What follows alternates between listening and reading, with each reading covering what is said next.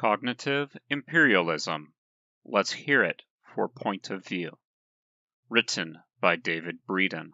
Read by Justin Bovee. Here's what appears to have happened. On June the 8th of 793 CE, ships appeared off the coast of Northumberland in the northeast of England, headed for an island called Lindisfarne.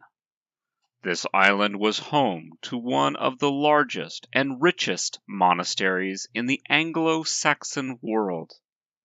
The ships landed, and raiders came ashore, raiders nowadays called Vikings.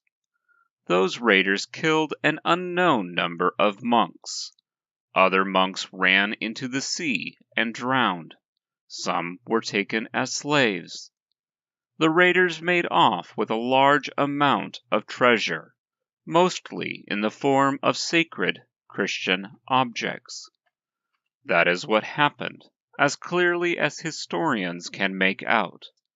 Concerning this event, Alcyone, a Brit at the court of Emperor Charlemagne, wrote, "Never before had such terror appeared in Britain as we have now suffered from a pagan race.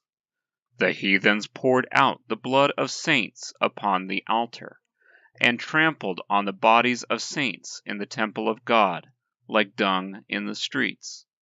Alcyone also wrote, "Behold the church of St. Cuthbert, splattered with the blood, a priest of God, despoiled of all its ornaments. A place more venerable than all in Britain is given as a prey to pagan peoples." I first read of the Lindisfarne attack when I was studying for my PhD in medieval British literature.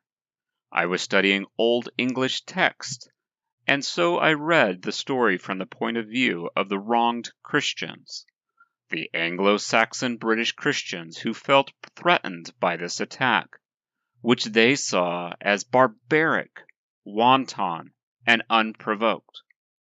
The story that I read was the story as it came down through the years, taught as fact. Violent, merciless pagans swept into Christendom, acted violently toward peaceful priests, and desecrated Christian relics. What I did not read was another part of the story. When those Vikings, most likely Norwegians, landed at Lindisfarne, they saw in the monks the representatives of Charlemagne, the powerful Christian ruler of Europe at that time. The Vikings knew that Charlemagne was at that moment offering them and their families a simple choice: baptism or death.